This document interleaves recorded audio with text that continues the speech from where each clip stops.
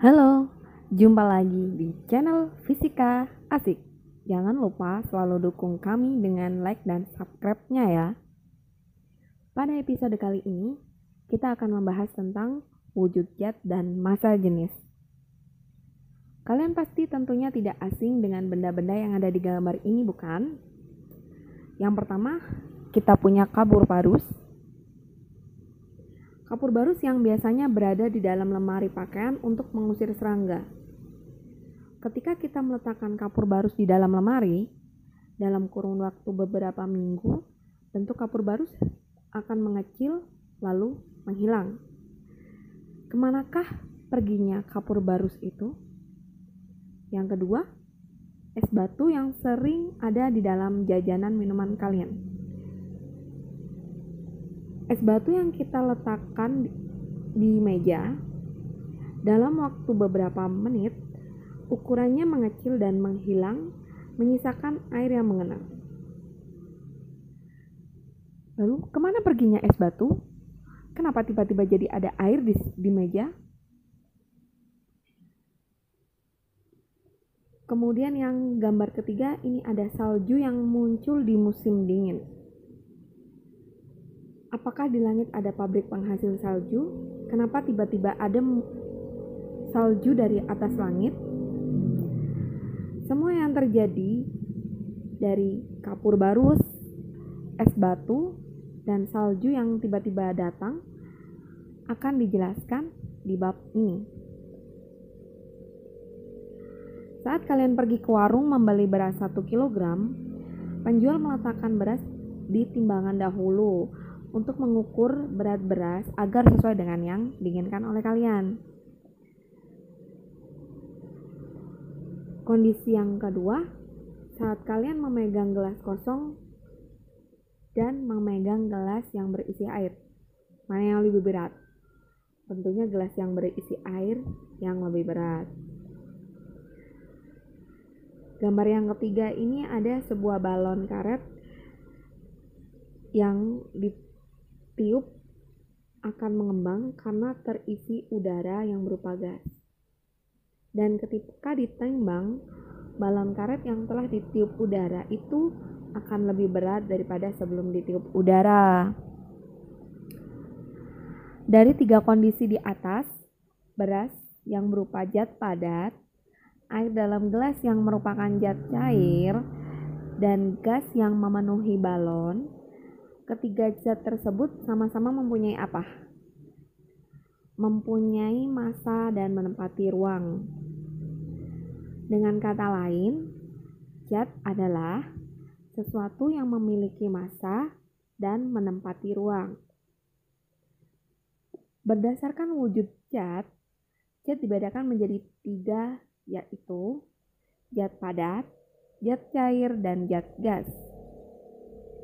Wujud suatu zat sangat tergantung dari letak partikel-partikel penyusunnya. Partikel-partikel pembentuk zat padat, zat cair, dan gas memiliki sifat-sifat yang berbeda. Nanti di sini kita akan jelaskan sifat-sifat partikel-partikel dari zat padat, zat cair, dan zat gas. Kalian akan bisa melihat perbedaannya. Susunan partikel zat padat kita lihat di gambar. Terlihat partikelnya tersusun sangat rapi dan teratur. Yang pertama, letak partikelnya sangat berdekatan dalam susunan yang teratur. Yang kedua, gaya tarik-menarik antar partikelnya sangat kuat sehingga gerakan partikelnya menjadi tidak bebas. Saking kuatnya gaya tarik-menarik itu. Yang ketiga, gerakan partikelnya tidak diam, tetapi bergetar dan berputar. Dilihat di gambar itu kan, tampak ada tanda getar-getar itu, dan dia berputar di tempatnya. Yang terakhir, partikelnya tidak mudah dipisahkan, sehingga bentuknya selalu tetap atau tidak berubah. Seperti di meja kalian itu. Bentuknya akan seperti itu terus. Kecuali kalau misalnya meja itu lama-lama dimakan rayap. partikelnya dimakanin si rayap, jadi berubah bentuknya. Tetapi jika tidak dimakan rayap, ya mejanya akan seperti itu terus-terus. Sifat-sifat partikel tersebut mengakibatkan bentuk benda padat, relatif tetap, dan tidak mudah berubah. Yang berikutnya ini kita lihat gambar dari susunan partikel zat cair. Dia tidak seteratur dan tidak serapat seperti partikel zat padat tadi ya. Letak partikelnya kurang rapat dan dibandingkan dengan zat padat. Karena dari letak partikelnya itu yang kurang rapat menyebabkan partikelnya jadi bisa bergerak bebas. Kemudian partikelnya dapat berpindah tempat, tetapi tidak mudah meninggalkan kelompoknya karena masih terdapat gaya tarik-menarik. Yang keempat, bentuknya mudah berubah sesuai tempatnya, tetapi volumenya tetap. Seperti misalnya air dipindahkan ke gelas, dia bentuknya akan menjadi seperti gelas. Ketika air yang di dalam gelas itu dipindahkan ke botol, bentuknya seperti apa? Seperti botol. Jadi sifat-sifat yang tadi itu menjadikan bentuk zat cair itu mudah berubah sesuai dengan tempat di mana zat cair itu berada dan dapat mengalir.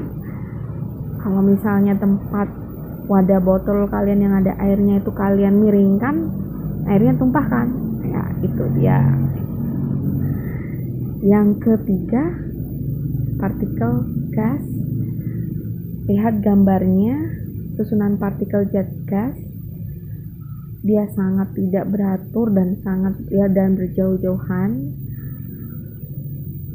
sehingga gaya tarik menarik antar partikelnya hampir tidak ada.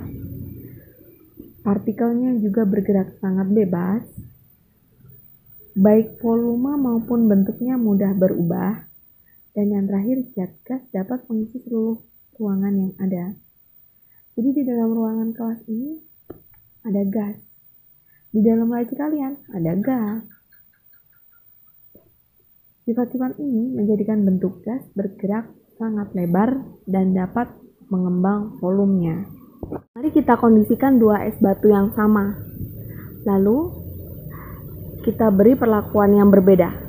Satu es batu kita letakkan di dalam gelas, lalu es batu yang lain kita letakkan di dalam freezer. Apa yang terjadi? Es batu dalam gelas makin lama ukurannya mengecil dan menghilang, menyisakan air di dalam gelas. Bagaimana dengan es batu di dalam freezer? Es batu di dalam freezer bentuknya tetap seperti semula. Mengapa bisa terjadi? Ketika suatu zat dipengaruhi energi, maka zat tersebut dapat berubah wujud.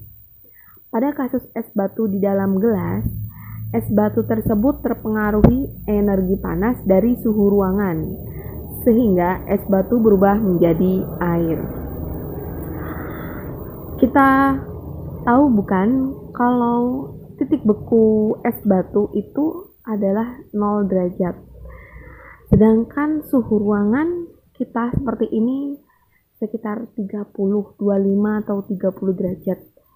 Nah, itu kan sudah bukan di titik beku es batu, jadi es batunya berubah menjadi cair. Sedangkan es batu di dalam freezer bentuknya tetap karena di dalam freezer suhu freezer menjaga bentuk es batu. Tentu saja suhu di dalam freezer itu sekitar 0 sampai minus 20. Itu tentu saja membuat es batu tetap menjadi es batu. Perubahan wujud zat terdiri dari dua jenis, yaitu perubahan fisika dan perubahan kimia.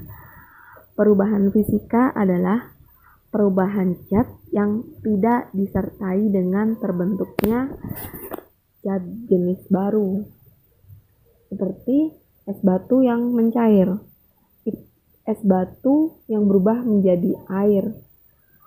Itu bukan hal yang baru, bukan? Coba kalian makan es batu dan kalian minum air, rasanya sama-sama tawar, bukan? Kemudian perubahan kimia adalah perubahan zat yang disertai dengan terbentuknya zat baru jenis lain. Contoh, kayu yang dibakar berubah menjadi arang. Kenapa menjadi bentuk baru? Kayu dan arang. Ketika kalian memegang arang, di tangan kalian menjadi berwarna hitam, bukan? Sedangkan saat kita memegang kayu, tangan kita tidak hitam, kan? Nah, itu saat kayu dibakar menjadi arang itu sudah berbeda zat lagi. Ya, sekarang perubahan wujud zat dalam fisika itu ada 6 perubahan. Mari kita bahas masing-masing tiap perubahan dan contohnya dalam kehidupan sehari-hari. Yang pertama yaitu mencair atau melebur. Perubahan wujud zat dari padat menjadi cair. Contohnya tadi kita sudah sempat membahas yaitu es balok es mencair berubah menjadi air. Perubahan wujud yang kedua yaitu menguap, yaitu perubahan wujud zat cair menjadi gas. Contohnya saat kita merebus air 5 menit, 10 menit, tergantung banyak sedikitnya air, sampai air itu mendidih. Nah, pada saat mendidih itu ada beberapa air yang berubah menjadi uap di atasnya.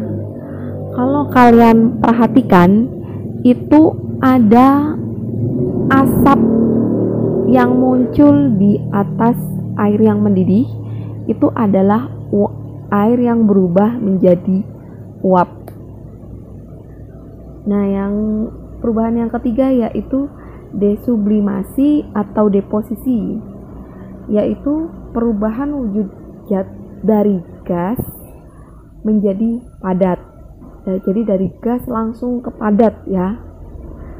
Contohnya di udara kita ini ada uap air yang berterbangan di atas, kemudian berubah menjadi salju ketika suhu udara sangat dingin ekstrim. Jadi kalau di luar negeri, bukan di Indonesia ya, di luar negeri itu kan biasanya ada 4 musim, musim panas, musim dingin, musim gugur, musim semi. Nah, saat musim dingin itu suhu mencapai minus 20 derajat, minus 8, itu akan uap air itu akan terbentuk langsung menjadi salju. Yang perubahan keempat yaitu menyublim, yaitu perubahan wujud zat dari padat langsung berubah menjadi gas. Contohnya yaitu kapur barus yang habis di udara. Di slide yang pertama tadi kita sempat bertanya kemana perginya kapur barus. Terjawab sudah kan?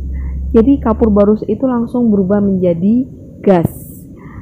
Bagaimana bisa tahu kalau kapur barus berubah menjadi gas? Saat kapur barus itu menghilang, di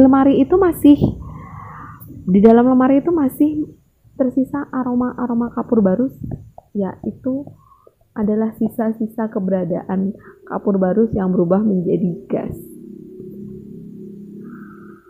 Yang kelima, mengembun, yaitu perubahan wujud zat dari uap atau gas menjadi cair. Nah, kalau contohnya kalau di Indonesia nih ada mengembun. Kalau pagi hari tampak jarak pandangnya tertutup embun-embun pagi. Nah, itu adalah uap air yang berubah menjadi bintik-bintik air karena suhu lingkungannya dingin. Jadi kalau di Indonesia cuma sebatas merubah uapnya menjadi air, nggak sampai menjadi salju karena suhunya tidak sedingin di negara yang ada salju. Yang perubahan terakhir yaitu membeku, yaitu perubahan wujud zat cair menjadi padat. Ya, saat air dimasukkan ke dalam freezer menjadi es batu. Jika minyak dan air dimasukkan ke dalam gelas yang sama, ternyata kedua zat cair tersebut tidak tercampur, melainkan minyak berada di atas air. Mengapa hal itu terjadi? Hal tersebut terjadi karena massa jenis minyak lebih kecil dibandingkan dengan massa jenis air, sehingga membuat minyak terapung di atas air. Lalu, apa yang dimaksud dengan massa jenis? Massa jenis adalah kerapatan suatu zat atau bilangan yang menyatakan massa zat itu tiap satuan volumenya. Massa jenis ditulis dengan persamaan sebagai berikut. Massa jenis itu dilambangkan dengan Rho. Rho itu tulisannya seperti huruf P, disebutnya dengan Rho. Ini persamaannya, massa jenis Rho sama dengan M dibagi V, di mana M adalah massa dengan satuan kilogram atau gram, dan V adalah volume dengan satuan meter kubik atau sentimeter kubik, sehingga massa jenis Rho satuannya kilogram per meter kubik atau gram per sentimeter kubik. Yang perlu diingat adalah kalian harus perhatikan satuannya ya. Jika satuan dari massa benda kilogram, maka satuan volume harus dalam bentuk meter kubik agar satuan massa jenis menjadi kilogram per meter kubik. Sedangkan jika satuan dari massa benda adalah gram, maka satuan volumenya harus sentimeter kubik agar satuan massa jenisnya menjadi gram per sentimeter kubik. Mari kita latihan soal untuk pemanfaatan rumus dari massa jenis. Soal yang pertama, massa sebatang aluminium 270 gram. Jika volume aluminium itu 100 cm kubik, berapa massa jenisnya dalam gram per cm kubik?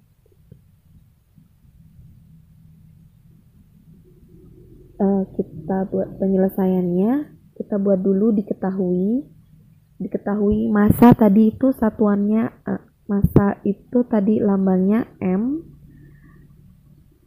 yaitu sama dengan 270 gram. Volume tadi lambangnya adalah V, itu tadi 100 cm kubik.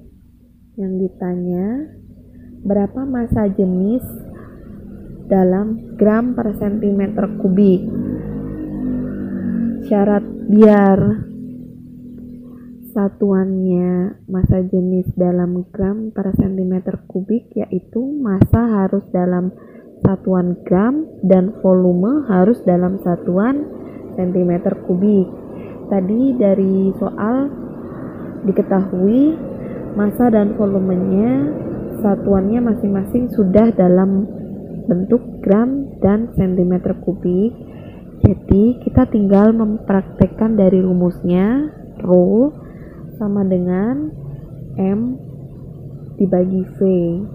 M-nya berapa tadi? 270 gram dibagi 100 cm kubik. Jadi 270 dibagi 100 sama dengan 2,7 gram per cm kubik.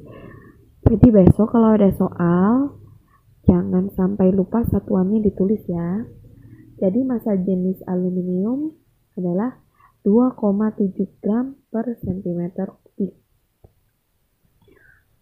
Soal yang kedua, sebuah balok tembaga berukuran panjang 25 cm, lebar 20 cm, dan tinggi 2 cm. Jika massa jenis tembaga 8.400 kg per meter kubik, berapa massa balok tembaga itu dalam MKS?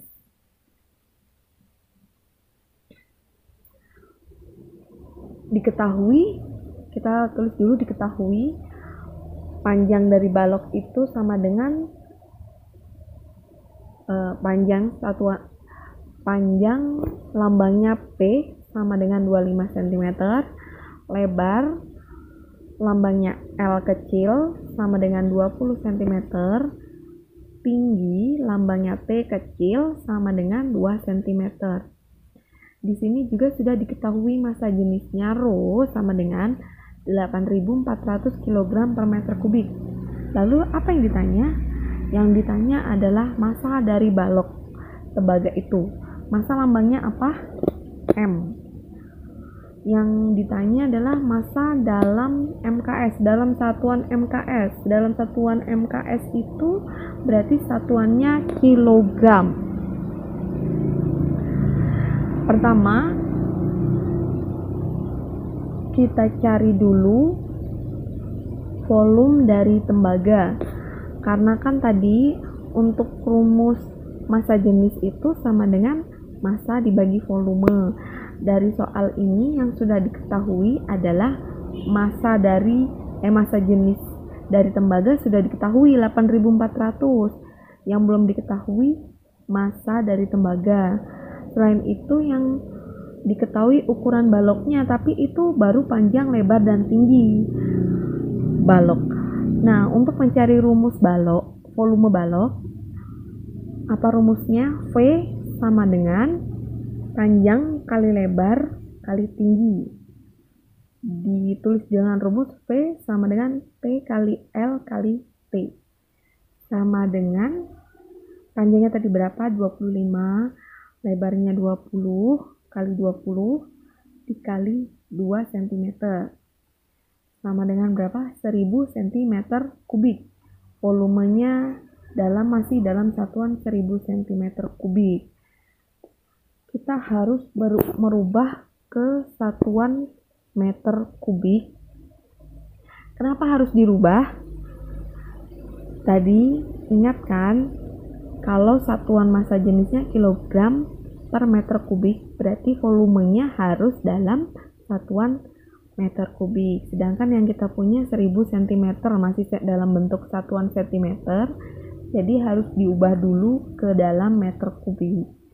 Jadi 1000 cm kubik sama dengan 1 kali 10 pangkat minus 3 meter kubik.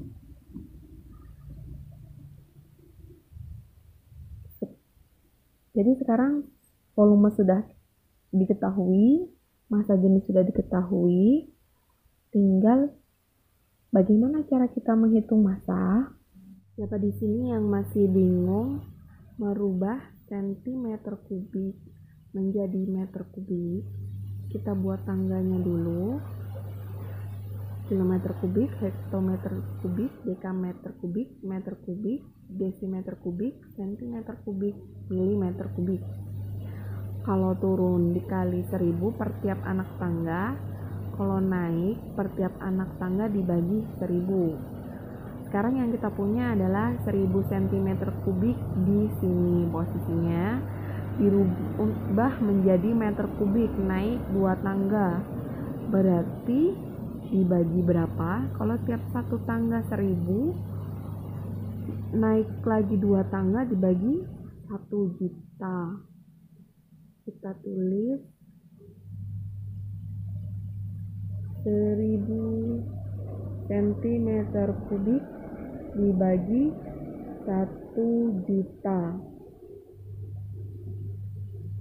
Dicoret sama dengan 1 kali 10 pangkat min 3 meter kubik. Dapatlah volume balok sama dengan 1 kali 10 pangkat min 3 meter kubik.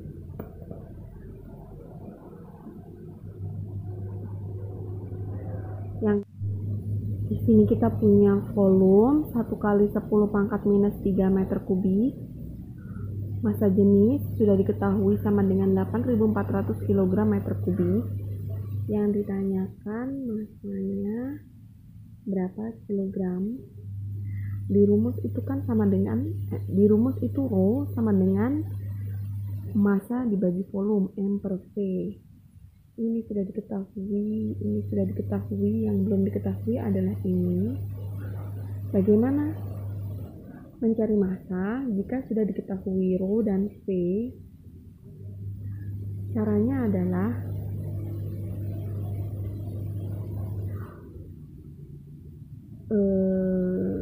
kita masukkan nilai 8.400 kg per meter kubik di sini sama dengan M per 1 kali 10 pangkat min 3 meter kubik.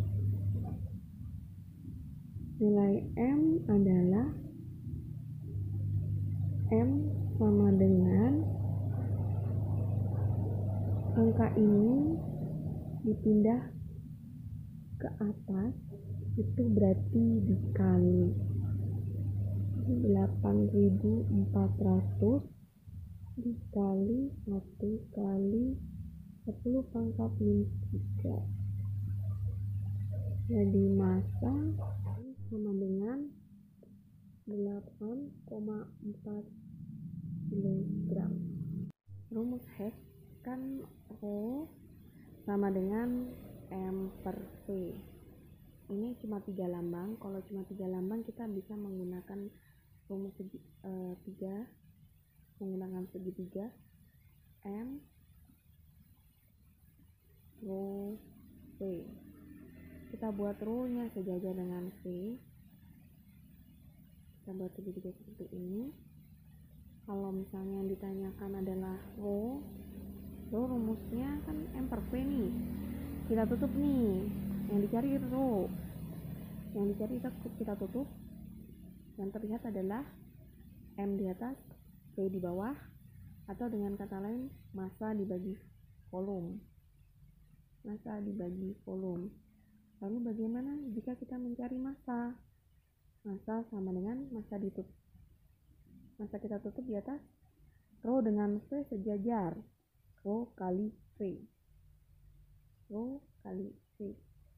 Kalau V sama dengan Rho ditutup, massa dibagi Rho. Massa di atas, Rho di bawah, massa dibagi Rho.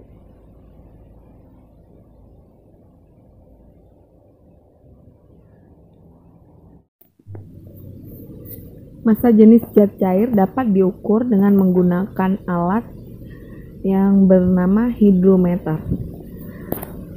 Alat tersebut seperti gambar di samping.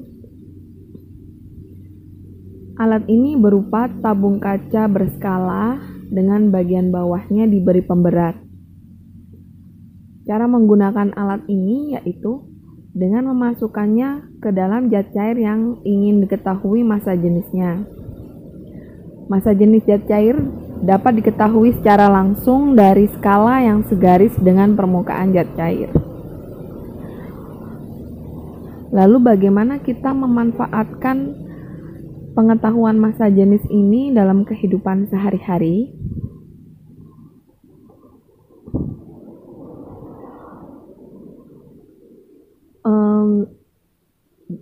Di beberapa tempat, kelak nanti jika kalian sudah dewasa bekerja di beberapa tempat-tempat yang nanti saya sebutkan ini memanfaatkan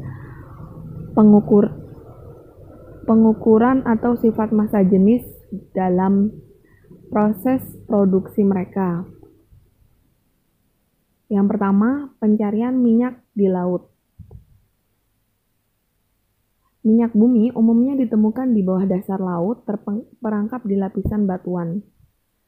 Untuk menemukannya digunakan beberapa cara, di mana dari salah satu metode survei dan pengeborannya itu ada satu metode yang memanfaatkan massa jenisnya.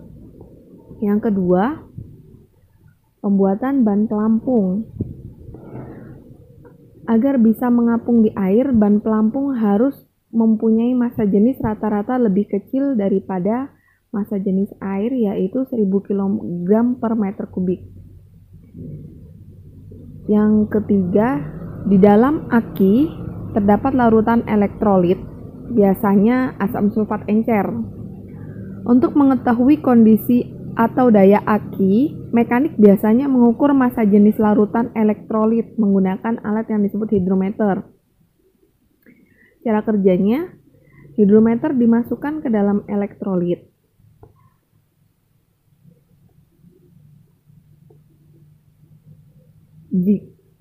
Jika massa jenis normal aki yang baik itu sekitar 1,25 sampai 1,29 gram per cm kubik. Jika angka yang ditunjukkan hidrometer ketika dimasukkan ke dalam elektrolit itu di bawah angka 1,20 gram per cm kubik, berarti elektrolitnya lemah. Aki perlu dicas atau diisi ulang. Jika terlalu rendah, lebih dari 1,10 gram per cm kubik, berarti aki soak atau rusak. Kenapa menggunakan massa jenis pada saat mengecek air aki?